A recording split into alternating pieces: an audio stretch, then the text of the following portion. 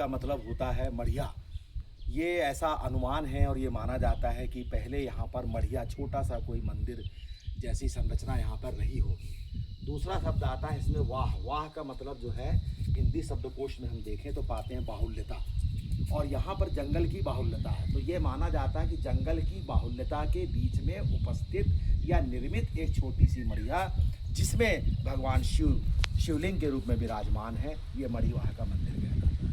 रही बात इसके निर्माण के समय काल की, देश काल की, तो वो जो काल है वो 10वीं से 11वीं सदी का है, और वो पूरी जो डायनेस्टी है वो कल्चुरी डायनेस्टी है, कल्चुरी लोगों का युग है। और उस समय 10वीं से 11वीं सदी के बीच में जो राजा हुए हैं उनका नाम है कर्णदेव प्रथम। और कर्णदेव प्रथम ने मध्य प्रदेश से लेकर के छत्तीसगढ़ के अंचल में, या यूँ हम कहें कि पुराने मध्य प्रदेश के अंचल में बहुत सारे शिव मंदिर, क्योंकि कर्णदेव जो है वो शिव उपासक, सूर्य उपासक।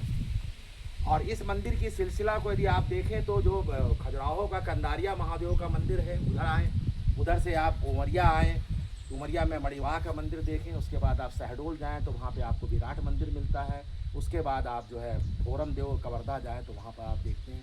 और इन सभी मंदिरों को आप देखेंगे तो जो मंदिरों की अलग अलग शैली भारत के अलग अलग क्षेत्रों में है। ये मंदिर जो है नागर शैली का मंदिर है, ठीक है। जैसे आप नेपाल में जाकर के देखें तो वहाँ इस तरह से मंदिर बने हुए हैं, वो पगोड़ा शैली कहलाती है। दक्षिण में जाकर के देखें मदुराई का मंदिर इस तरीके का मंदिर है, वो द्रविड़ शैली है।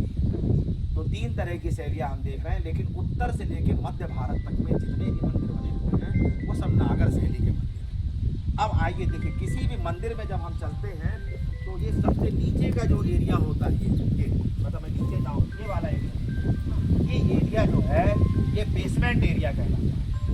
ये मंदिर का आधारभूत रचना है, बेसमेंट, जिसको अंग्रेजी में अपन बेसमेंट कह सकते हैं, और इसको आर्कियोलॉजी की भाषा में अधिष्ठान बोला जाता है। तो इसका अधिष्ठान, जिसको आप बेसमेंट कह सकते हैं, देख रहे हैं बहुत बड़ा है।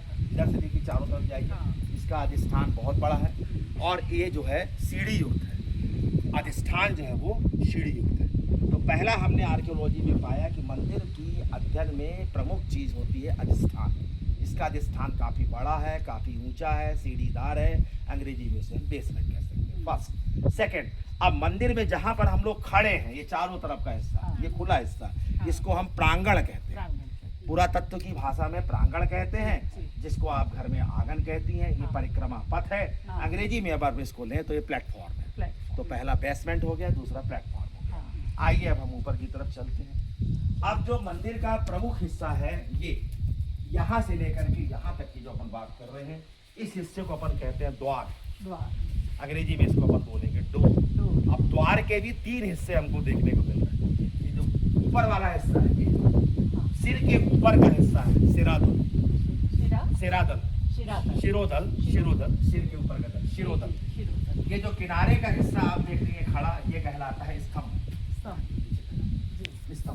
और ये जो नीचे का हिस्सा है, ये कहलाता है देहरी। तो देहरी, स्तंभ और ये शिरोदल, इस तरह से 3 भागों से मिला करके एक दरवाजा बना या एक द्वार बना। अब इस द्वार को भी हम बारी बारी से देखते हैं। सबसे पहले शिरोदल में देखिए आप, कितनी बढ़िया प्रस्तर संयोजन, उसकी नक्काशी, उसका कटाव आप यहाँ पे देख रहे हैं। बीच में आप जो प्रतिमा देख रहे हैं, ये नटराज की प्रतिमा है। इस तरफ जो प्रतिमा देख रहे हैं, गणेश की प्रतिमा है। इस तरफ जो प्रतिमा देख रहे हैं, सरस्वती। तो सरस्वती, नटराज और गणपति, 3 प्रतिमा जो है वो शिरोदल। नीचे की तरफ आ रहे हैं,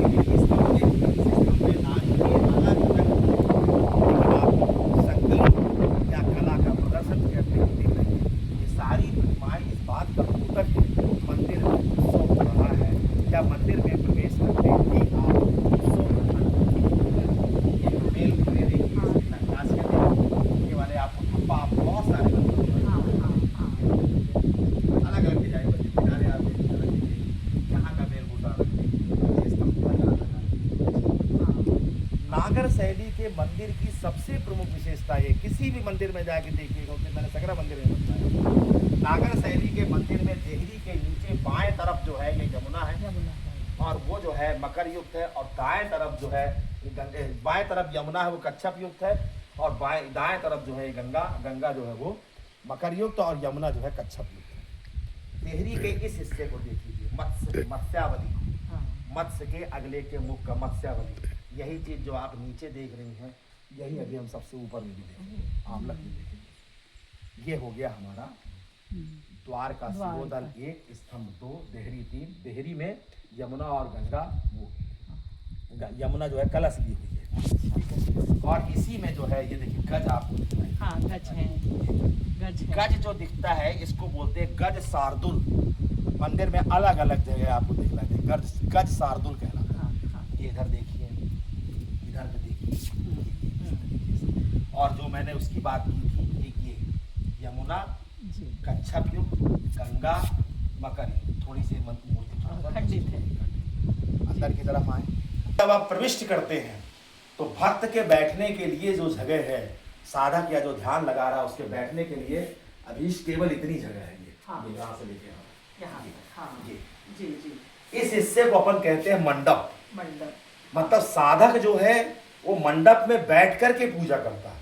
और मंडप भी देखिए कितना मजबूत, इसमें भी नक्काशी बेलबूटा जो हमने बाहर स्तंभ में देखी है, परंतु हर जगह आप देखेंगे कि उसकी नक्काशी, पत्थरों का जो कटाव है, जो पाषाण कला है, वो आपको बदलती हुई दिखलाई देगी। लेकिन बोथ साइड, दोनों साइड समान दिखाई देगी। तो ये आ गए अपन चौथा हिस्सा मंडप। अब आइए अपन इधर आ गए, ये हिस्सा जो है गर्भगृह है। मंदिर का प्रमुख हिस्सा गर्भगृह, और गर्भगृह के नीचे ही जो है प्रतिमा स्थापित है। गर्भगृह में ऊपर की तरफ देखिए, वो देखिए नवग्रह का पूरा वो ऊपर बना हुआ है। हर मंदिर की प्रमुख विशेषता ये नवग्रह, पिंडिका, पीठिका, वो ऊपर पूरी। उसके बाद नीचे की तरफ कटाव देखिए, देखिए देखिए इधर आइए, फिर उधर भी चारों स्तंभ देखिए। और मंदिर के पीछे ये भी यहाँ पे ध्वस्त हो चुका है, समय समय पे निर्माण हुआ। अन्यथा जो है यहाँ पे जो है एक आला हुआ करता है, हर मंदिर में आला हुआ होता है। और वहीं पर जो है दीप रखा जाता है। उसी दीप के प्रकाश से पूरा मंदिर जो है प्रकाशित होता है, क्योंकि हमें मालूम है विद्युत तो बाद में आई है, प्रकाश ये उज्जैन में मैंने आला हर मंदिर में दिखेगा। ये निर्माण के चलते यहाँ का आला जो है वो अपने को विलुप्त दिख रहा है, लुप्त हो गया ये। बाकी ये मंदिर है।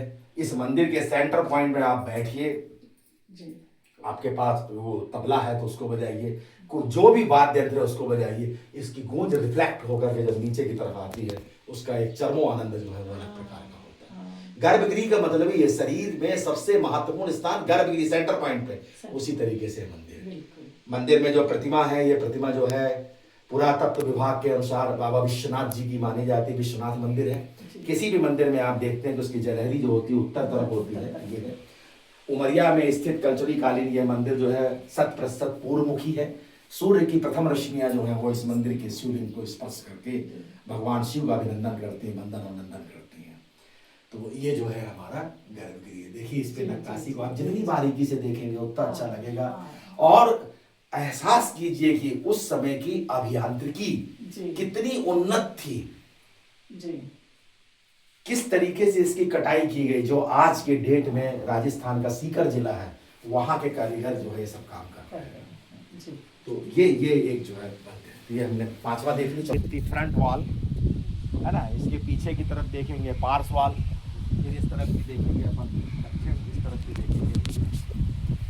तो आइए मैं सामने से ही ले लेता हूँ इसको।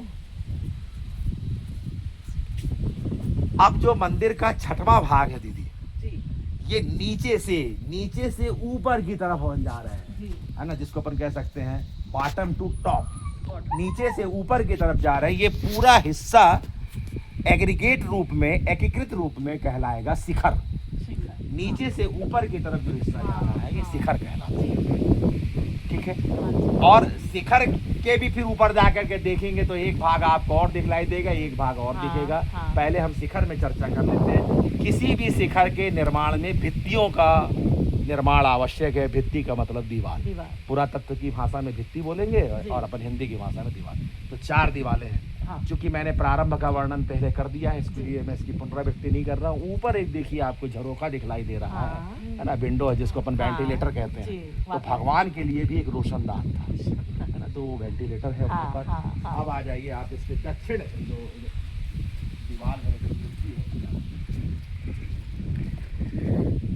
मणिवाह मंदिर उमरिया का ऐतिहासिक विवरण द्वारा श्री प्रदीप सिंह गहलोत जी, प्राचार्य उमरिया। अब नीचे आते हैं तो मूलभूत प्रश्न ये उत्पन्न होता है कि इस मंदिर के निर्माण में लगा क्या है। तो इस मंदिर के निर्माण में सिर्फ और सिर्फ पत्थर ही लगा है। इसके अतिरिक्त इस मंदिर में कोई सीमेंट आदि कुछ भी नहीं। और जो पत्थर भी लगा हुआ है वो लाल बलुआ पत्थर है, जिसको अंग्रेजी में अपन रेड सैंड स्टोन कहते हैं। रेड सैंड स्टोन में जो है नक्काशी का काम बड़ी आसानी से होता है, लेकिन उसकी कमी एक ये है कि समय के साथ जो है ये पत्थर में क्षरण होता है, तो धीरे धीरे करके क्षरण होता है। पत्थरों के ऊपर अब आप ये पूछना चाह रहे हैं, जो आपने दीदी प्रश्न किया है कि ये पत्थर कैसे है। तो जैसे हम लोग बायोलॉजी में पढ़ाते हैं ये वाले हिस्से को, बॉल एंड सॉकेट ज्वाइंट। एक हड्डी गोल है, दूसरे में गड्ढा है, बॉल एंड सॉकेट ज्वाइंट, कब्जा संधि। तो ये इस कंदुक खल्लिका संधि। तो इसी तरीके से इसमें भी कंदुक मतलब उभार और खल्लिका मतलब खांचा। तो इस पत्थर में उभार और खांच बना हुआ है। इस तरीके से बिना सीमेंट के पूरा मंदिर खड़ा कर दिया। ये अद्भुत जानकारी और एकदम नवीन जानकारी है। कंदुक खल्लिका बेशक संयोजन है। कंदुक खल्लिका प्रस्तर संयोजन में सारे पत्थर ये खड़े हैं। इसलिए सीमेंट की ज्वाइंट नहीं है इसमें। कोई सीमेंट का नहीं, कोई भी इसमें सीमेंट का उपयोग नहीं किया गया। ये तो अभी जीर्णोद्धार चल रहा है, इसलिए बीच बीच में सीमेंट का हड्डियों के जोड़ों की तरह। अब देखिए, आप इधर आइए मैडम, एक जो सबसे अच्छी प्रतिमा दिखला रहा हूँ, बीच की प्रतिमा देखिए। त्रिपुरांतक शिव, त्रिपुरांतक शिव, अष्टभुजा, भगवान शिव की 8 भुजाएं देखिए। अष्टभुजा त्रिपुरांतक शिव की प्रतिमा है, दुर्लभ प्रतिमा है। एक एक प्रतिमा वाद्य यंत्र है क्या? तो अलग अलग 8 प्रकार के हाथ है, तो सभी 8 हाथों में जो है अलग अलग चीजें हैं। ये शिव है? हाँ, शिव है, त्रिपुरांतक शिव है। पुरातत्व विभाग ने जो इसका शोध पत्र प्रस्तुत किया है उस पर, वहाँ पर वो है ना नंदी। हाँ, त्रिपुरांतक शिव है। ये शोध पत्र के आधार पर जो हमारा पुरातत्व का है उसके अध्ययन के आधार पर। ये देखिए इधर जो है चतुर्भुज जो है ये शिव सूर्य भगवान का है, कार्तिकेय शिव।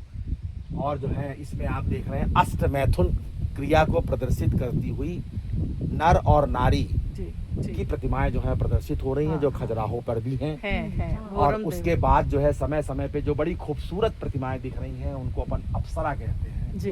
तो अप्सराएं इस वाली दीवार में अप्सरा कम मिलेगी आपको, अलग वाली उस वाली दीवार में अप्सराएं ज्यादा मिलेगी। मैथुन क्रियाओं पे भी जो है जानवरों के माध्यम से भी मैथुन क्रियाओं को जो है प्रदर्शित किया गया है। अब मूल प्रश्न यहाँ पर ये उठता है राजकुमार अभीश जी कि ये मंदिर में मैथुन क्रियाओं को प्रदर्शित करने वाली प्रतिमाएं क्यों बनाई? ये मेरे मन में मेरा अपना अध्ययन ये कहता है, और वो अध्ययन लगभग सही भी शोधों के दरमियान ये बात सामने आई है। ये मैथुन की क्रियाओं की मूर्तियां इसलिए स्थापित की गई, बौद्ध काल में वैराग्य जो है चरमोत्कर्ष में था। बौद्ध काल में वैराग्य जो है चरमोत्कर्ष में था, और एक ऐसी स्थिति बनी थी कि संतति की संख्या वो जो है निरंतर कम होती है। तो एक बार मंदिर में जाने, मंदिर में ही व्यक्ति सबसे ज्यादा जाता है, इसलिए बोले इन प्रतिमाओं की स्थापना वहां की जाए। तो वो वैराग्य जहाँ पे जब आते हैं तो वैराग्य से पुनः गृहस्थ की ओर लौटिए। एक मत ये है, और एक इसका उल्टा करिए, संसार का नियम रुक जाएगा। यदि अब इसका उल्टा कीजिए दीदी, इन प्रतिमाओं को देखने के बाद भी यदि आपके मन में संसार का ख्याल नहीं आ रहा है, तब तो आप मंदिर में पूर्ण मनोयोग के साथ अंदर प्रविष्ट होने के बाद संसार से विमुख यदि हो सकते हैं तो फिर आप मंदिर में दोनों मेरा मत है। मैं ये नहीं कहता कि मेरा मत सही है, क्योंकि मेरा व्यक्तिगत आकलन है। बाकी इसके लिए बृहद रूप से पढ़ने के लिए आगम शास्त्र निगम शास्त्र की पुस्तकें ही हैं जिसपे आप जाकर के उसका गहन अध्ययन कर सकते हैं, जो दर्शन शास्त्र के विभाग में उपलब्ध है, अमरकंटक में उपलब्ध है।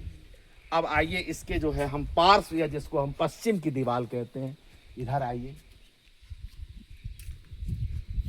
ये देखिए ऊपर चतुर्भुजी, चतुर्भुजी का मतलब है विष्णु का एक रूप है, भगवान विष्णु का एक रूप आप देख रहे हैं चतुर्भुजी। यहाँ पे सरस्वती जी की प्रतिमा थी अभी, लेकिन गायब हो गई है, बहुत पहले से गायब है। यहाँ पर भी आप देख रहे हैं मैथुन की प्रक्रियाएं नर नारी में भी हम देख रहे हैं, और जो है पुरुषों में विशेष जानवरों में हम जो है मकर में उसको देख रहे हैं। तो वो प्रतिमाएं अलग अलग दिखलाई दे रही हैं, और सबका उद्देश्य वही है। और शिखर में ऊपर की तरफ जा रहे हैं तो आपको बेल बूटों की पूरी नक्काशी दिखलाई दे रही है। अब वहां पर भी देखिए आप खाड़े को कैसे जोड़ा गया होगा, पड़े को कैसे जोड़ा गया होगा, नीचे का सेगमेंट देखिए तो बिल्कुल अलग तरह के दिखलाई दे रही है। अब आइए मंदिर की जो सबसे दुर्लभ भित्ति है, ये दोनों अलग अलग पत्थर है, ये वाले और ऊपर वाले। हाँ, अलग फूल। अब जो है जो सबसे दुर्लभ जो मेरे नजर में अभी राजकुमार जी, हाँ यहाँ की जो भित्ति है वो सबसे उत्तर की भित्ति जो सबसे, क्योंकि यहाँ कोई भी मूर्ति गायब नहीं सुरक्षित है। और जो सबसे दुर्लभ है प्रमाणिक मूर्ति है। आइए देखिए इसमें भित्ति के बिल्कुल सेंटर में देखिए, बताइए कौन सी प्रतिमा है? ये नरसिंह अवतार। हाँ, तो नरसिंह अवतार की ये प्रतिमा है ना। तो वो प्रतिमा देखिए, उसके नीचे देखिए जो है ये अष्टभैरव रुद्रकाली काली देखिए, भगवान शिव के ऊपर रुद्रकाली की प्रतिमा है ये। इधर शिव जी के ऊपर है।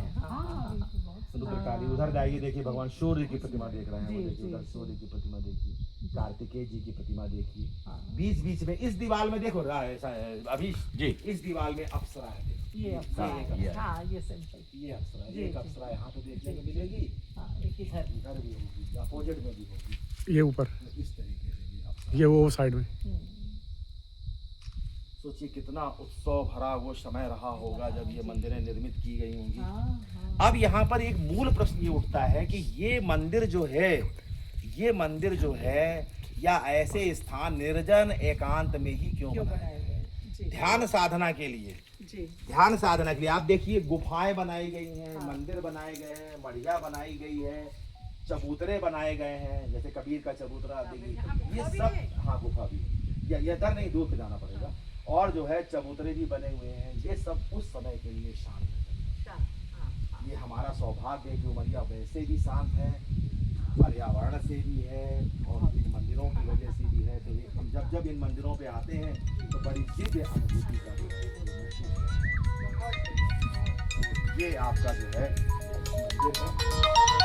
तक शिखर देखा जी। अब शिखर के ऊपर देखिए मत्स्य चक्रावली आपको दिखलाई दे रही है। मछली के जो मुख का अग्रभाग है वो आपको दिखलाई दे रहा है। पुरातत्व की भाषा में इस भाग को कहा जाता है आमलक। और आमलक में जो है मत्स्य चक्रावली का निर्माण है, वो आमलक दिखलाई दे रहा है। और उसके ठीक ऊपर जाकर देखिए जिसपे आपको जो है गोल्ड प्लेटेड पत्र जड़ दिया गया है, वो हिस्सा कहलाता है कलश। मंदिर का सबसे ऊपर का भाग जो है वो कलश है।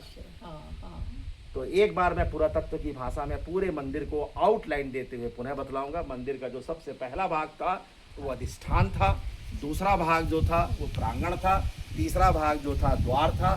द्वार के 3 भाग थे, पहला सिरोदल, दूसरा स्तंभ, तीसरा देहरी। अंदर गए मंडप और उसके अंदर गए गर्भगृह, बाहर आए शिखर। शिखर में भी 2 भाग देखे, एक शिखर, फिर दूसरा मत्स्य चक्रावली आमलक और अंतिम हिस्सा जो वो कलश है। धन्य है मध्य प्रदेश पुरातत्व विभाग को, उसने इस मंदिर को राज्य संरक्षण दिया है। और वर्तमान समय में जो हमारा आर्कियोलॉजी का रीजनल डिपार्टमेंट है जबलपुर, उसके द्वारा बहुत ज़्यादा कार्य हो रहा है और मंदिर को जो है संरक्षण प्राप्त हो रहा है। बहुत बढ़िया। क्योंकि इस मंदिर का संरक्षण बहुत आवश्यक इसलिए भी है क्योंकि ये मंदिर